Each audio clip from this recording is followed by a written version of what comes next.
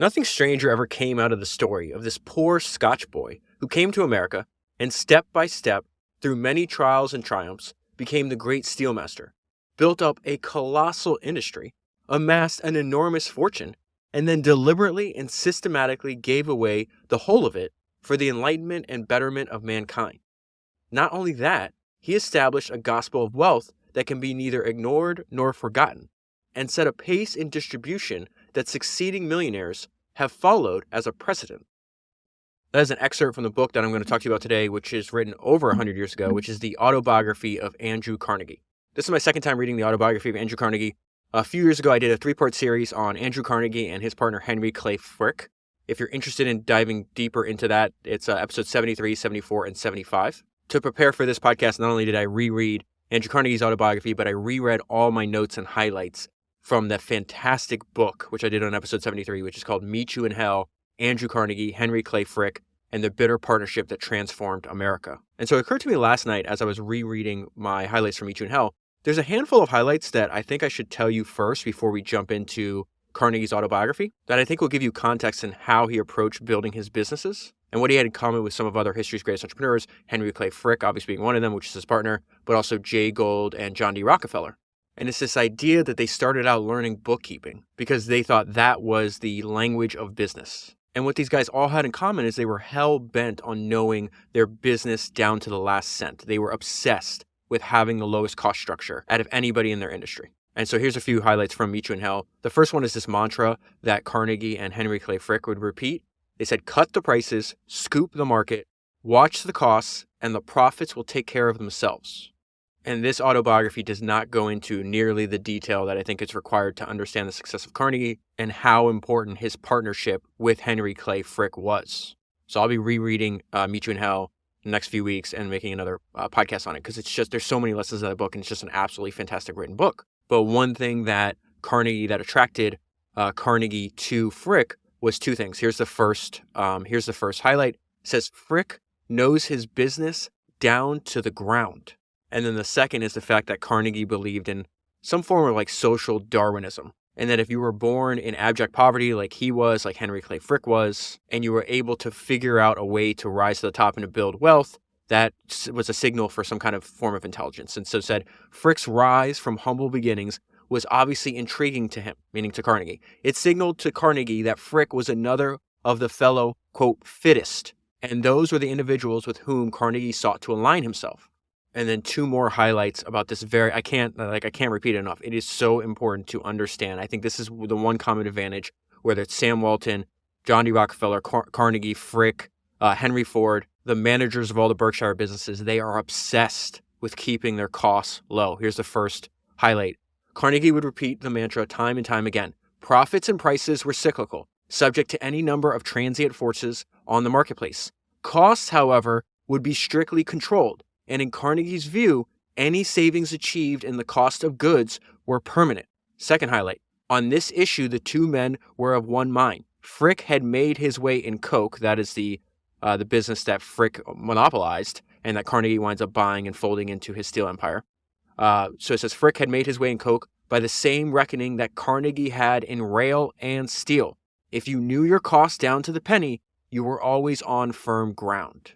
And then one more thing before we jump into the autobiography of Andrew Carnegie. This is unbelievable, the amount of financial success that Andrew had. Andrew sells his company, his steel company, to J.P. Morgan for $480 million. J.P. Morgan combines that with U.S. Steel and it becomes the world's first billion-dollar corporation. Okay, so Carnegie starts the book talking about his parents' childhood, but then one of the first things he says is like why he decided to write an autobiography. I love how all this connects together. So he is going to tell us that how the autobiography of Judge Mellon, so he calls him Judge Mellon, that is Thomas Mellon. Thomas Mellon is the founder of the Mellon family dynasty. I have a ton. I have like 3 books on Mellon and his sons. I just haven't got around to reading them yet. But they're one of the most important family dynasties in American business history. And so Carnegie is saying, hey, I enjoyed Judge Mellon's autobiography so much, it made me realize that I should write my own. And then I'm going to tell you how all this ties together. It's fantastic.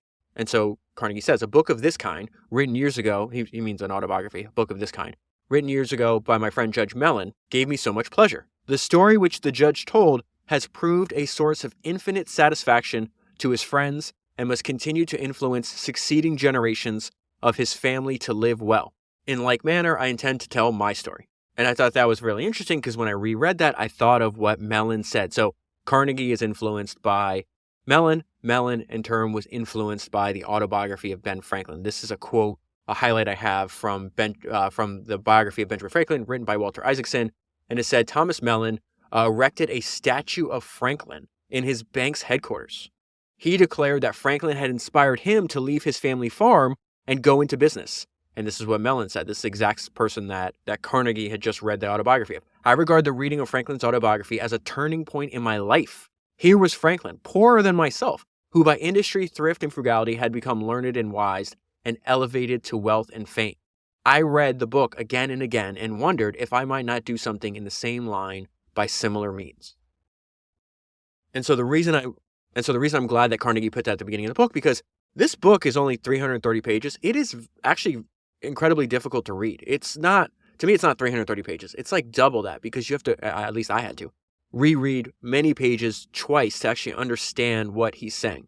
But it also jumps around a lot. So I would think of what you and I are going to go over today as more of like random thoughts and ideas that he found valuable throughout his life. And the first of those ideas that I think is really valuable is default optimism as a grand rule for life. And he says, I think my optimistic nature, my ability to shed trouble and to laugh through life must have been inherited from my grandfather, whose name I'm proud to bear. A sunny disposition is worth more than fortune. Young people should know that it can be cultivated, and that the mind, like the body, can be moved from the shade into sunshine. Let us move it then. Laugh trouble away if possible, and one usually can. And then he goes right into another idea that I think is fantastic. You and I have talked about this. This is something we learned from Warren Buffett on episode 100. It's this idea of inner scorecard, that the most important judge of your life story is actually yourself. And so Carnegie turns that into a motto that he uses for his entire life. He calls it the judge within. The judge within sits in the Supreme Court and can never be cheated. Hence the grand rule of life. Your own reproach alone do fear. This motto, adopted early in my life, has meant more to me than all of the sermons I ever heard. And so I want to jump right into the life circumstances that motivated Carnegie to build wealth. And at this point in his life, he's a young boy living in Scotland, and a change in technology is actually going to send his family into poverty because his father did not react fast enough. His father manufactured linen, but he did it by hand. And it says the change from hand loom weaving to steam loom weaving was disastrous to our family. My father did not recognize the impending revolution and was struggling under the old system. His looms sank greatly in value, and it became necessary for my mother to step forward and endeavor to repair the family fortune. So she opened a small shop. I remembered that shortly after this, I began to learn what poverty meant. And this is his reaction to this. And then and there came the resolve that I would cure that when I got to be a man. This is an unbelievably important story to understand Andrew Carnegie and his approach to building his business. He was the opposite of his father. His father was run over by technological revolutions. Andrew Carnegie built his wealth as a result of responding to and being ahead of technological revolutions. This reminded me of, all the way back on Founders number 242, I read the fantastic biography of Francis Ford Coppola. And there's a fantastic line in that book that I think describes something that repeats throughout human history. And it says, you can always understand the son by the story of his father. The story of the father is embedded in the son. That is exactly true for Andrew Carnegie. In Coppola's case, he was spent with, his dad was frustrated, often unemployed. He hated anybody who was successful. And Francis took his own father's failing and directed it into this insane work ethic and drive to be successful. And so Carnegie is a child. I think he's 8, maybe 10 years old, maybe 11 years old at this point in the story. And he's realizing, oh, wait a minute. If you don't take advantage of the increase in technology in your industry, you could be thrown into a life of abject poverty. So one of the main lessons that I learned, 3 or 4 years ago from this book, probably the main lesson, is my interpretation of how Andrew Carnegie built his business. And it's something I've repeated dozens of times on the podcast.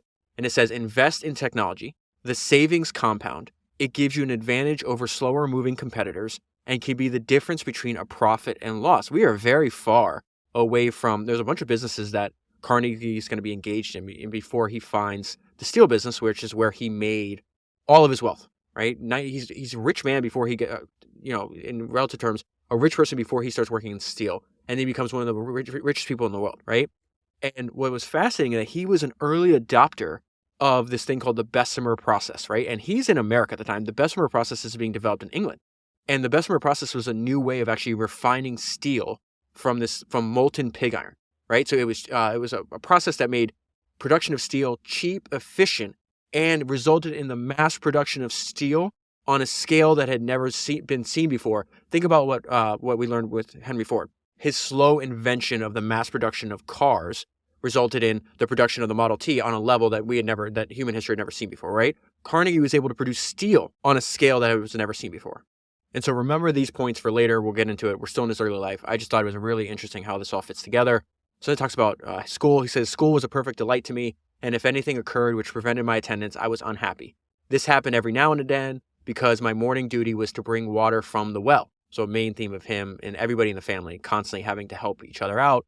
All of them are going to work. All of them are going to pool their resources. Even at a young age, I mentioned Carnegie's obsession with cost. He's, I think, like 13 years old, and he's going to know every single dollar of expense that his family's. It's almost like the family bookkeeper in a sense.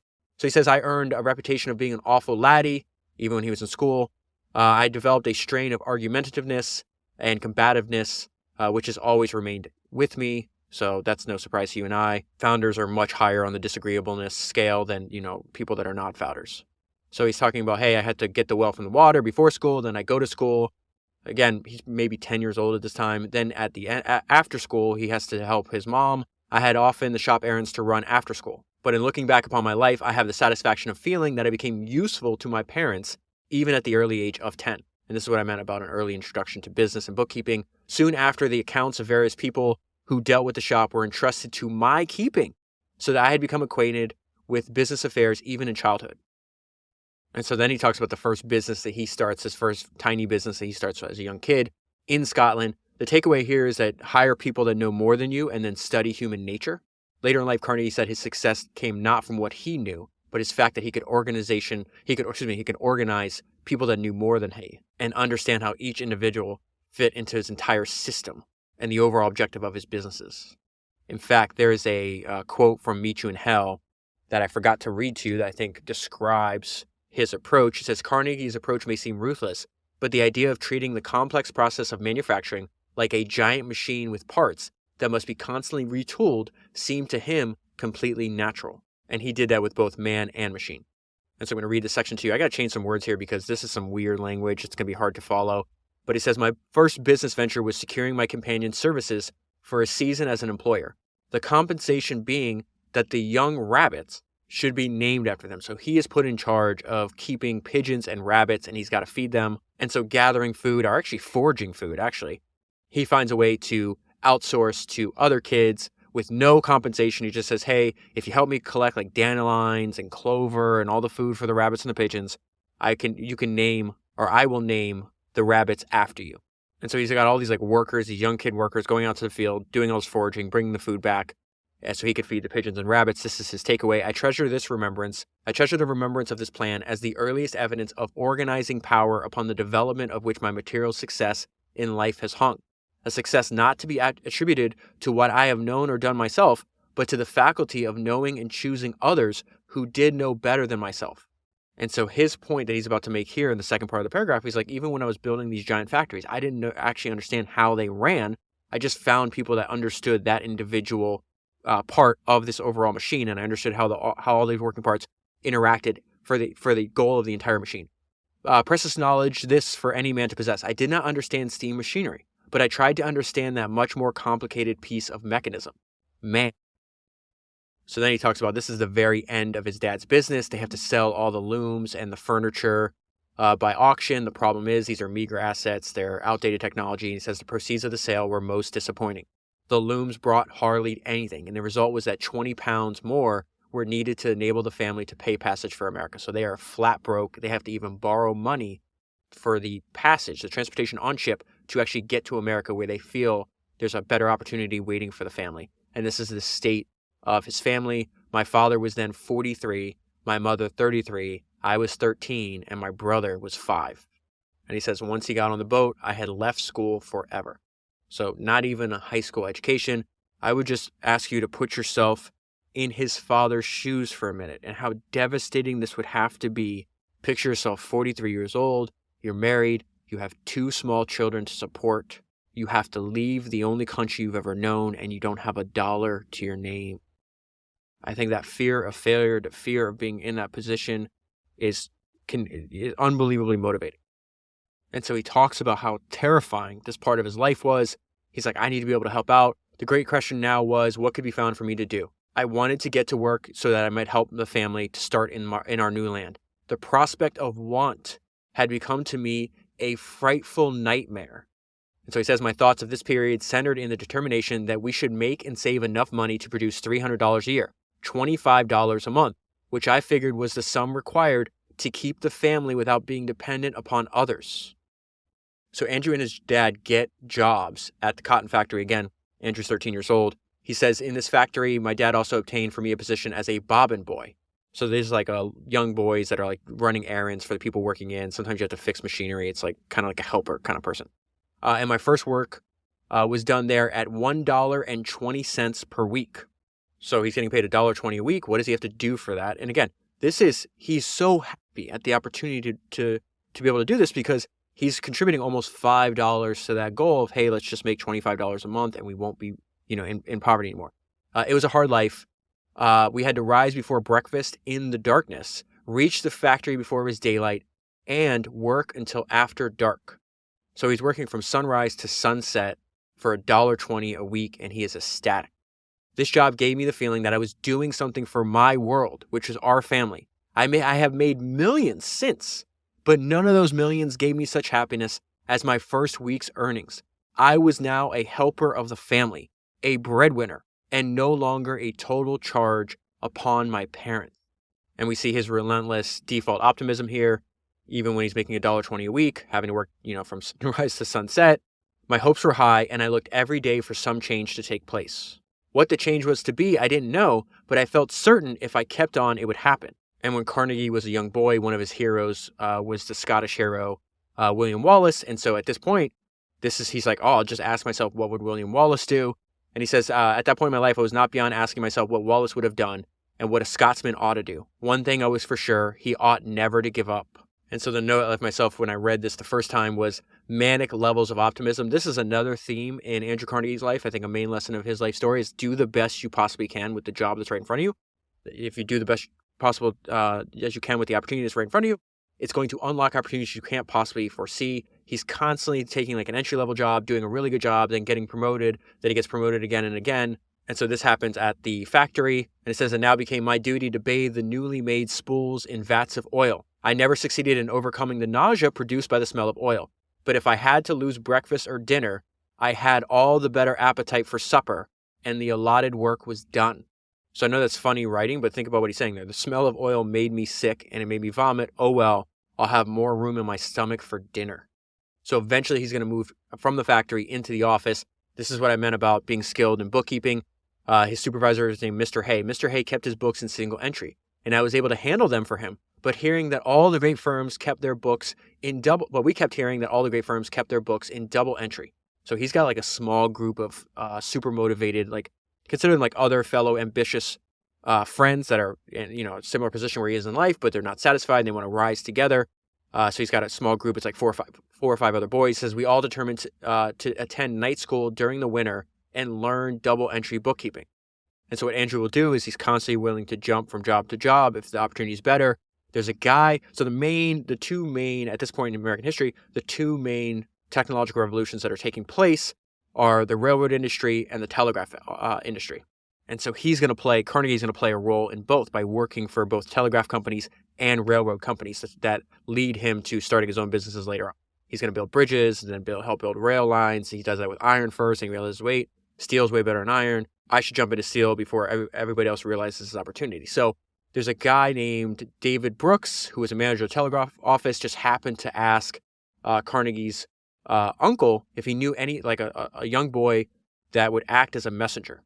And Carnegie does something incredibly intelligent here. And the note I left myself is do not delay, do it now, one of the most important ideas in the book. The interview was successful. I took care to explain that I did not know Pittsburgh, that perhaps I would not do, and I would not be strong enough, but all I wanted was a trial. He asked me how soon I could come, and I said I could stay now if wanted. And looking back over the circumstance, I think that answer might well be pondered by young men. It is a great mistake not to seize the opportunity. The position, meaning the job, was offered to me. Something might occur. Some other boy might be sent for. Having got myself in, I proposed to stay there if I could. And he feels this is his one big break in life. And that is how in 1850 I got my first real start in life. From the dark cellar, running a steam engine, so out of the factory into the office. So you think about this, running a steam engine at $2 a week, being covered with dirt. I was lifted into paradise. Yes, heaven as it seemed to me, with newspapers, pens, pencils, and sunshine about me. There was not a minute in which I could not learn something or find out how much there was to learn and how little I knew. This is a fantastic line. I felt that my foot was upon the ladder and that I was about to climb. And so then he repeats this idea. It's like, listen, you have to focus on whatever job is in front of you at this very moment and just do the best you can because you never know what opportunities that will unlock in the future. And so as a messenger boy in these days, he's running messages to a bunch of really successful businessmen, older, smarter, more successful businessmen that are looking for young, hardworking people to help and to give a chance to.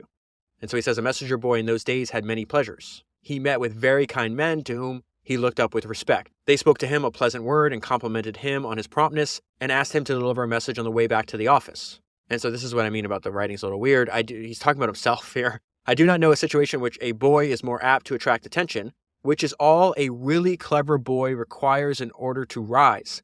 Wise men are always looking out for clever boys. And so just like every other job he has at this point, he's working incredibly long hours, but he's really still thankful and optimistic. One of the greatest philanthropic gifts that Andrew Carnegie gave to the world is the fact that he built all these libraries. He was obsessed with building libraries. Now, why? Because he benefited greatly from the kindness of an older person that had a personal library. Andrew did not have extra money for books, didn't have time to go to school, and so a library served as a form of self-education for a driven young person obsessed with trying to build wealth and be successful in life. That was true in his day in the 1850s. It's still true to now. Now it's just way easier for us to obtain this information. With all their pleasures, the messenger boys were hard worked. Every other evening, they were required to be on duty until the office closed. On these nights, it was seldom that I reached home before 11 o'clock. This did not leave much time for self-improvement, nor did the wants of the family leave any money for books. There came, however, like a blessing from above, a means by which the treasures of literature were unfolded to me. So this guy named Colonel James Anderson, and he says, I bless his name as I write this, announced that he would open his library of 400 volumes to books so that any young man could take out each Saturday afternoon a book which could be exchanged for another on the succeeding Saturday. Now, this is incredible. Like, this is some of the nice... This book is not well written, in my opinion, but this language is fantastic. This is the miracle on reading, right? In this way, so the fact that he now had free access, he could read a book a week for free. He could pick one out of 400 volumes, right? In this way, the windows were open in the walls of my dungeon through which the light of knowledge streamed in. Every day's toil and even the long hours of night service were lightened by the book which I carried about with me and read in the intervals that could be snatched from duty. And the future was made bright by the thought that when Saturday came, a new volume could be obtained. And so Andrew pays this back when he's older. I mentioned, I'm going to skip over the names. It's like this little crew. He's got a young group of fellow workers. They're all hungry from knowledge. It's really what you and I are doing here. We do it through podcasting and reading books, right? They're doing it because they're meeting at the library themselves.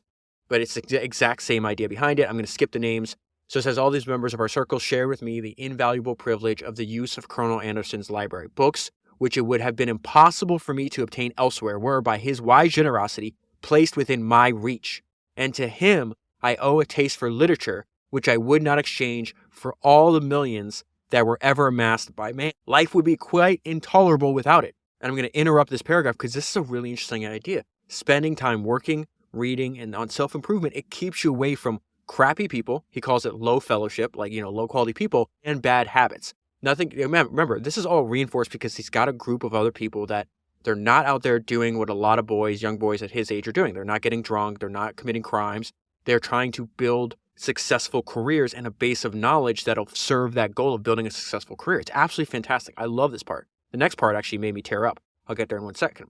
Life would be quite intolerable without it. Nothing contributed so much to keep my companions and myself clear of low fellowship and bad habits as the generosity of the good colonel. Later, when fortune smiled upon me, one of my first duties was the erection of a monument to my benefactor. Think about that. He made a statue. It was so important. It's how we started the podcast. It's like, books are magic. The impact they can have on your life. Like, I get goosebumps thinking about it. You have Thomas Mellon saying, hey, your book, Ben Franklin, was so important to me that later in life, when I'm a rich man because you motivated me to build wealth, to take risks, right? I'm going to put a statue of you in my bank. You have Carnegie doing the same thing. It's like, do you understand what you did for my life, Colonel James Anderson? I had no idea how little I knew. You opened up the world of collective knowledge for me for free. And it made such a difference in my life that I put a statue now in front of a hall and library in Diamond Square. And then on that statue, Carnegie writes the following inscription. This has made me tear up. To Colonel James Anderson, founder of free libraries in Western Pennsylvania. He opened his library to working boys and upon Saturday afternoons acted as librarian, thus dedicating not only his books but himself to the noble work. This monument is erected in grateful remembrance by Andrew Carnegie, one of those, quote, working boys to whom were thus opened the precious treasures of knowledge and imagination through which youth may ascend. This is where Andrew decides, I'm going to spend a large chunk of my wealth building free public libraries. The treasures of the world which books contain were open to me at the right moment. The fundamental advantage of a library is that it gives nothing for nothing. Youths must acquire knowledge themselves. There is no escape from this. And if you think about how even crazy, like how difficult it was to get a book in his age, right? The book I'm reading now, you can read for free. It is freely available online. You could buy the Kindle version and read it on your phone for 99 cents. But I like the part. The book is going to make you work for it. It is not an easy to read book, but there's a lot of ideas that will be helpful in your career. It's did you have the drive to want to do so, right? Because he's saying the same thing. The fundamental advantage of a library is that it gives nothing for nothing. Youths must acquire knowledge themselves. There is no escape from this. And I've told you about this before. I think you combine this idea, right? That a library will give you nothing for nothing. You have to actually pick it up. You have to actually do the work. You have to actually read the words. You have to think about what they're meaning. You have to take notes. You have to review this. You have to do all these things, right? Makes me think of, I combine that idea to what I consider is the best talk on YouTube for founders. It's called, I've told you this a million times, Running Down a Dream by Bill Gurley. I will leave a link in the show notes. If you haven't seen it, you can just type it in YouTube. It is a crime that video has less than 100,000 views. But by watching that video, you'll see the great lengths that so many people go to actually chase their dreams and make their dreams a reality. Every single person covered in that video knows the fundamental advantage in using a library or any kind of learning, right? And a lot of them were readers. The fundamental advantage of a library, but you also be a professional, like doing research on your own, doesn't have to just be books, but it's like it gives you nothing for nothing. You have to acquire the knowledge yourselves. And the reason I recommend that talk so much and to watch it over and over again, and so many people have reached out to me and sent me messages about being influenced by that talk, is because it holds you to such a high standard. It says in that, it's like, you don't have to be the smartest, most brilliant person. I will never be like genius level intellect like an Ed Thorpe or Henry Singleton or a Da Vinci. But I can just go about and collect more information and constantly expose myself. That's what Bill's main message. It's like, man, you have no excuses. The information is free on the internet. You just have to go out and collect it. And implied in that is like most people won't even do that step. So when I read about like this young kid who's distraught, had left his family home, his father's in abject, poverty, his mom's having to work, night and day, his son or his brother's 5, so he's going to start working soon too. And it's just like, you see, it's like he was so hungry for any kind of information that would get him out of the situation he's in. Imagine working from morning till night and not going home and, laying about, but reading, but searching, but pushing. I love this part of the story. And then another note I forgot to read to you that I thought was funny about the section. Books don't read themselves. Okay, so he's working inside of a telegraph office at this point. This is something I mentioned earlier, that he's kind of like the bookkeeper of his family. They clearly put a lot of responsibility on him. They saw that, he was young and gifted.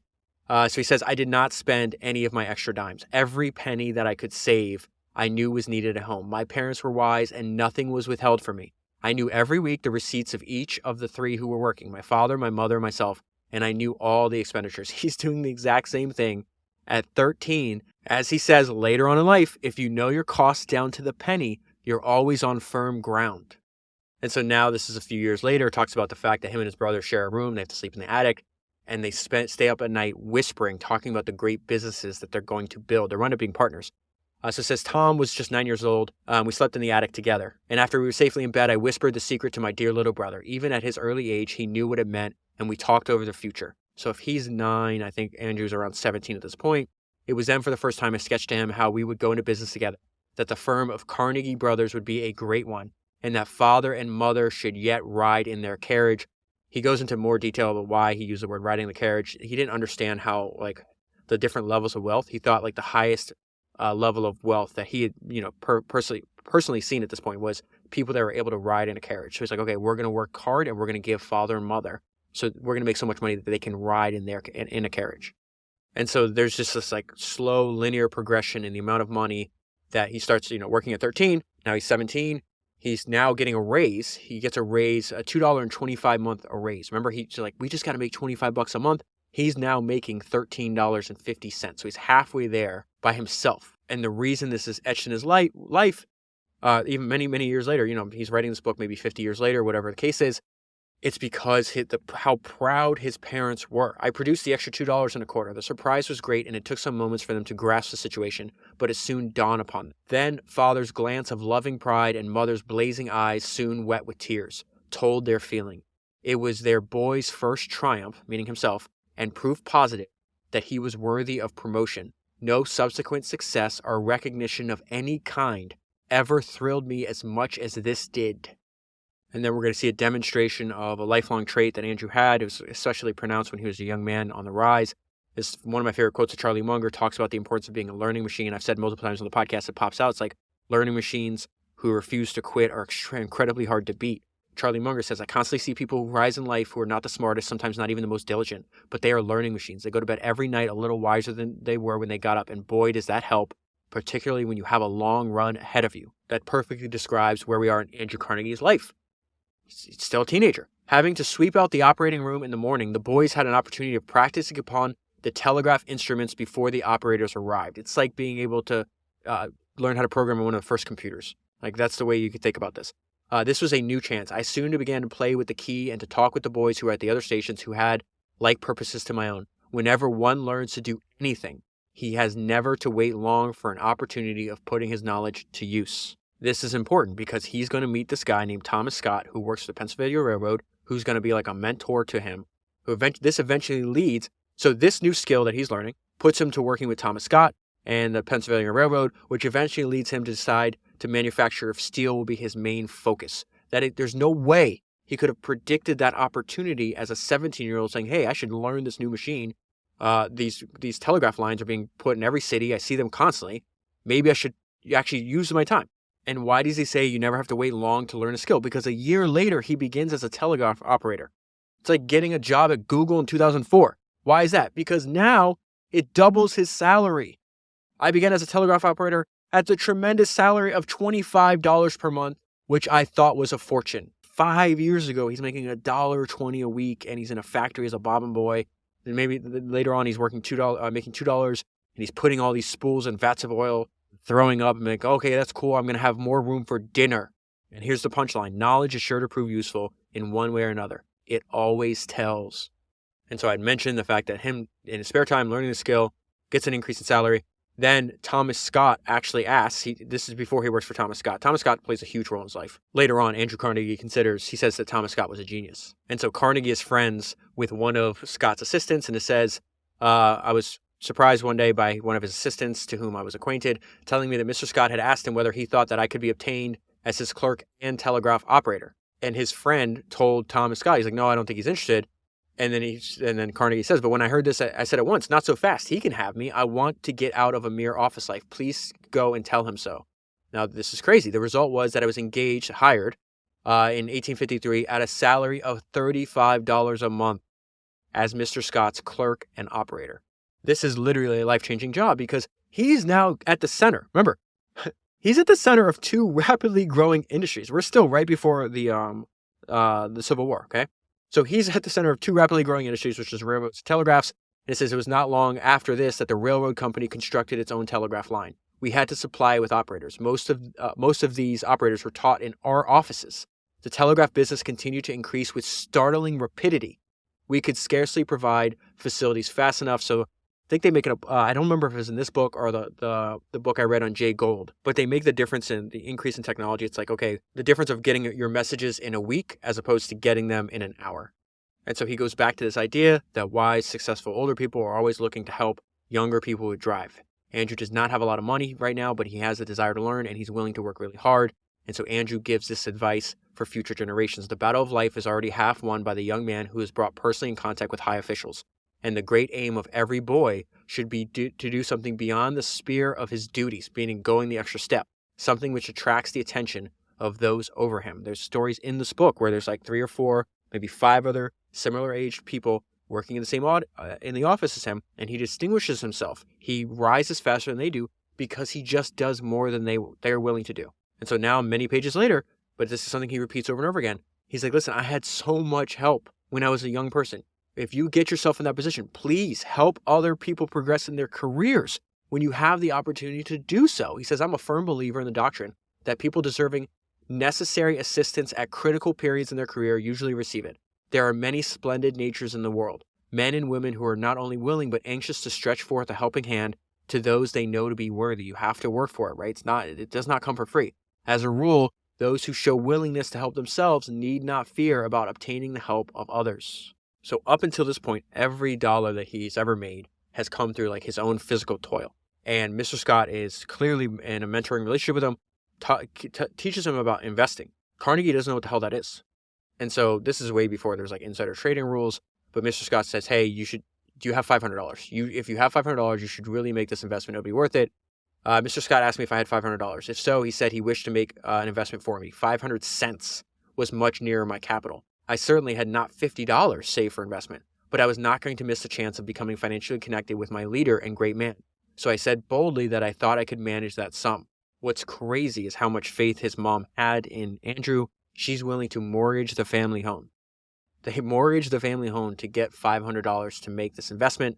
So he hands this over to Mr. Scott. He gets 10 shares in return. That was my first investment. In those good old days, monthly dividends were more plentiful than now. One morning, a white envelope was lying upon my desk. I opened the envelope. All it contained was a check for $10. I shall remember that check as long as I live. It gave me the first penny of revenue from capital, something that I had not worked for with the sweat of my brow. Eureka, I cried. Here is the goose that lays the golden eggs. So let's go back to this idea. He's working in that office. Took time, his spare time, he learned the telegraph, how to operate a telegraph, becomes a telegraph operator, does a good job at that, gets recruited to work for Mr. Scott. Now this is many years later. Mr. Scott works for Pennsylvania Railroad, but now during the Civil War, he is I think he's Assistant Secretary of War, if I'm not mistaken. And as a result of this, he brings Andrew, a much younger person helping him, to Washington to help with his work. As a result of that, Andrew Carnegie gets to meet Abraham Lincoln. And this is what Carnegie thought of Lincoln. Lincoln would occasionally come into an office and sit at the desk awaiting replies to telegrams. He was certainly one of the most homely men I ever saw. But when excited or telling a story, intellect shone through his eyes and illuminated his face to a degree which I have seldom or never seen in any other.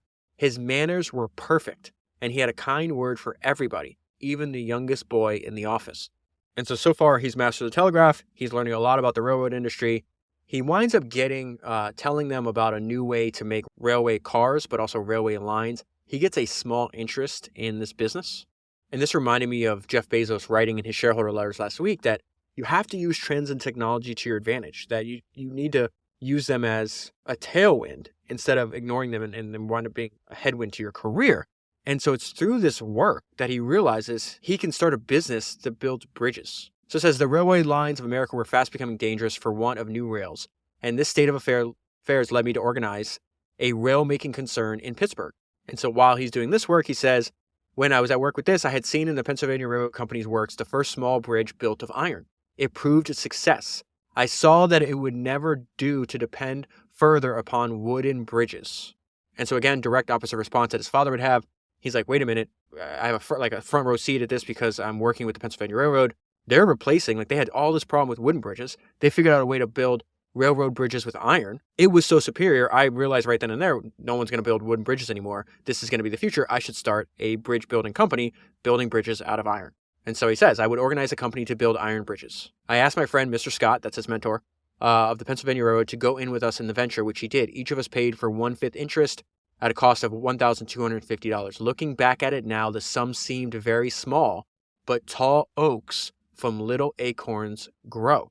And so this goes back to this idea that you and I talk about all the time. You're not supposed to copy the what, you copy the how. He spots the opportunity for iron bridges while working with the Pennsylvania Railroad, right? Jay Gould spotted the opportunity for telegraph to building telegraph companies during his work on the railroads. Peter Thiel spotted the opportunity for Palantir based on solving payment fraud at PayPal. Keep your eyes open.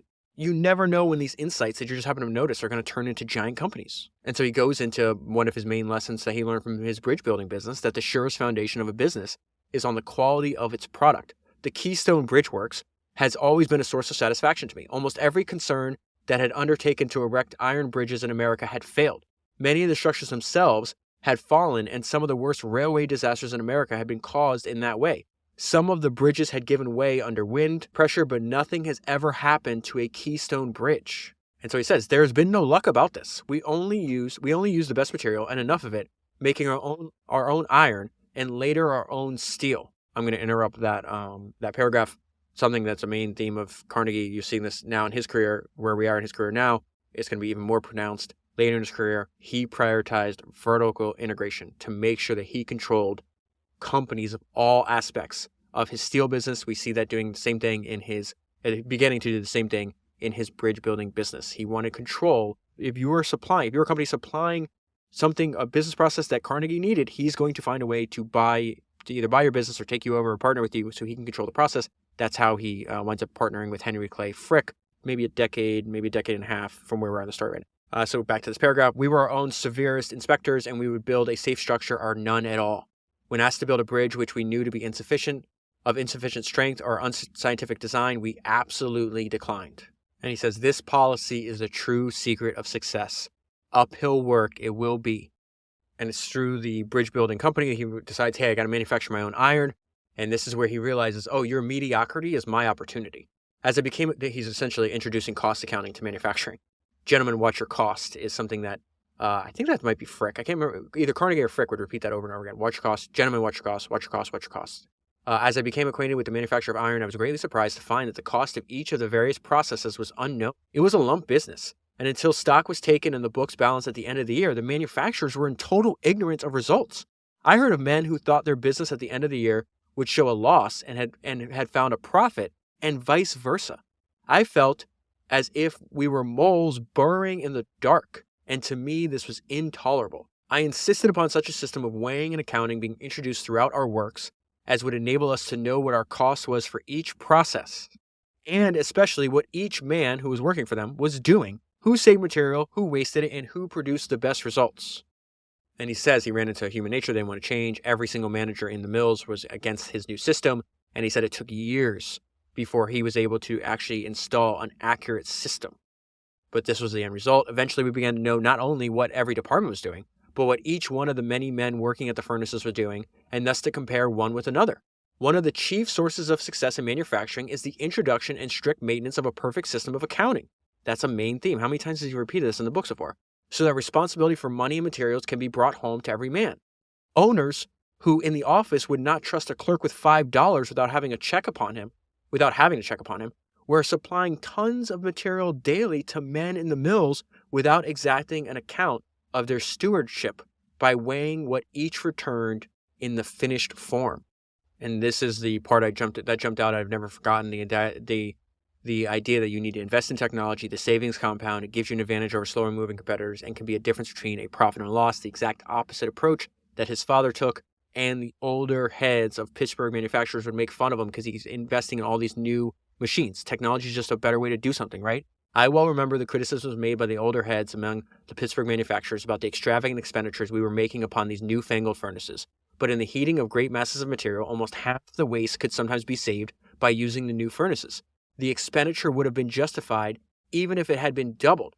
Yet it was many years before we were followed in this new departure. And by the time they copy him, it's too late, right?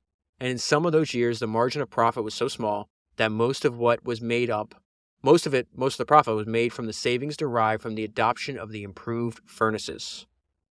And this is how it all relates together, our strict system of accounting enabled us to detect the great waste possible in heating large masses of iron. Andrew is famous for his dedication to the idea that put all your eggs in one basket and watch that basket. He also understood that how valuable your attention is, that the fact is the most expensive way to pay for anything is with time. And so he knows, he's like, I found what I want to do in life, and so I'm only going to focus on that. And so he took this to the extreme where he's like, I'm even going to sell off any stocks I have of outside of my business because I don't want any of my mental processing power directed at anything other than my steel company, which this wound up being a genius level move, most people just do the exact opposite, especially in today's modern age. They're completely distracted where all your attention should go into your business. They included some stocks and securities that were quoted on the New York Stock Exchange. And I found that when I opened my paper in the morning, I was tempted to look first at the quotations of the stock market. When you wake up in the morning, what Andrew's telling us, you should be focused on your business and improving that, not on your investments. As I determined to sell my interest in every outside business and concentrate my attention upon my manufacturing, I further resolved not to even own any stocks. And he's saying this was such a good idea for me, for my career. Most people don't do it, and this is why he feels it's a good idea. Such a course should be commended itself to every man in the manufacturing business and to all professional men. For the manufacturing man especially, his mind must be kept calm and free if he's to decide wisely the problems which are continually coming before him. This is something that Jeff Bezos talked about last week. Nothing tells in the long run like good judgment, and no sound judgment can remain with the man whose mind is disturbed by the mercurial changes of the stock market. His mind is upon the stocks and not upon the points that require calm thought. And so he picks up the same idea later on, quotes that quote I just said. He said, I had become interested in, building railroads in the western states. That seemed like a giant opportunity, but he realized the greatest opportunity, first of all, he can't do multiple things, right? So he's like, the greatest opportunities in steel, I got to get out of everything. And so he says, I gradually drew from all such enterprises and made up my mind to put all of one's eggs in one basket. I determined that the proper policy was to put all good eggs in one basket and watch that basket. I believe that the true road of preeminent success in any line is to make yourself master in that line. I have no faith in the policy of scattering one's resources, and in my experience, I have rarely, if ever, met a man who achieved preeminence in money-making who was interested in many concerns. So he's saying the wealth is built from one great business. The men who have succeeded are men who have chosen one line and stuck to it. It is surprising how few men appreciate the enormous dividends derivable from investment in their own business. And yet most businessmen whom I have known invest in bank shares and faraway enterprises, while the true gold mine lies right in their own factories. My advice to young men would be not only to concentrate their whole time and attention on the one business in life in which they engage, but to put every dollar of their capital into it. As for myself, my decision was taken early. I would concentrate upon the manufacture of iron and steel and be a master in that. So the method they're using to produce steel is relatively new technology. There's way more unknowns than there are known knowns. And so they have the idea, Carnegie and his partners have the idea, it's like, hey, what if we hire somebody, not just manufacturers, but actually chemists? Because Carnegie suspected there was still a ton of waste in the process. And he made this decision, and all his competitors actually thought he was just being extravagant, like he was just a ridiculous expenditure. And Carnegie had a secret for a while, because he was the only one doing this, that chemists actually make the difference between waste and profit. He says, what fools we had been. But then there was this consolation. We were not as great as fools as our competitors. It was years after we had taken chemistry to guide us that it was said by the proprietors of some other furnaces that they could not afford to employ a chemist. Had they known the truth, they would have known that they could not afford to be without one. Looking back, it seems pardonable to record, we were the first to employ a chemist at blast furnaces, something our competitors pronounced extravagant. And so he says the Lucy furnace became the most profitable branch of our business because we had almost the entire monopoly of scientific management. Then as a result of being profitable, where your competitors are losing, you can actually expand faster. Having discovered the secret, it was not long before we decided to erect an additional furnace. And so he makes the point from the very beginning, repeated throughout the book, you should really embrace technology. You should be jumping to what you feel is the superior method, not waiting for competitors to say it's the superior method, but using your own judgment. Talks about the idea. It's like, hey, everybody's using iron. We used iron in our bridge works, but it was very clear that steel was superior. And it says King Iron was about to be deposed. by the new King steel. And it's because of the work that they were doing on bridges that they said this rapid substitution of steel for iron became very obvious to them. A few pages later, it says steel had ascended the throne and was driving away all other inferior material. So he gets in early, vertically integrates, watches cost more than anybody else, and continually reinvests in technology. And the result is our profits had reached $40 million per year. And the prospect of increased earnings before us was amazing. Our successors, when he sold to the United States Steel Corporation soon after our purchase, netted $60 million in 1 year. There's a great story if you've ever read The House of Morgan, the biography of the Morgan family dynasty. I covered it all the way back on Founders number 139. But there's a hilarious story in that book where after Morgan pays $480 million for Andrew's company, it says Andrew Carnegie celebrated too quickly. He later admitted to Morgan that he sold out too cheap by $100 million. Morgan replied, "Very likely, Andrew." And after that, he goes into philanthropy, writes The Gospel of Wealth. And then most of the book is actually, I would just skip over most of the book because it has to do with politics. And then it's a weird autobiography because it just ends. He was supposed to continue writing and then he never did. So the end of the book, it says, he ends on a great line. It says, "Nothing is impossible to genius." Here, the manuscript ends abruptly. And so that is where I'll leave it. I'll leave a link below if you want to buy the book. You can read the full story. You can also get it for free online if you want to as well. But my personal recommendation, if you want to learn more about Andrew Carnegie, I think the narrative structure in the book, Meet You in Hell, Andrew Carnegie, Henry Clay Frick, and the Bitter Partnership to Change America is absolutely fantastic. You might find it interesting that the same author of Meet You in Hell is also the author of the biography of Henry Flagler that I read for episode 247. Both of those books are very fascinating. Both Meet You in Hell is about two very formidable individuals. Henry Flagler, biography of Henry Flagler, one of history's most formidable individuals. No way you could be the partner of John D. Rockefeller and not be a formidable individual. And like I said earlier, I will reread that. I already have the next 12, so that's 3 months of books planned out. It's unbelievable the quality of founders that you and I are about to study. But I will include the Meet You in Hell book in there because I think it's absolutely fantastic. So that is 283 books down, 1,000 to go, and I'll talk to you again soon.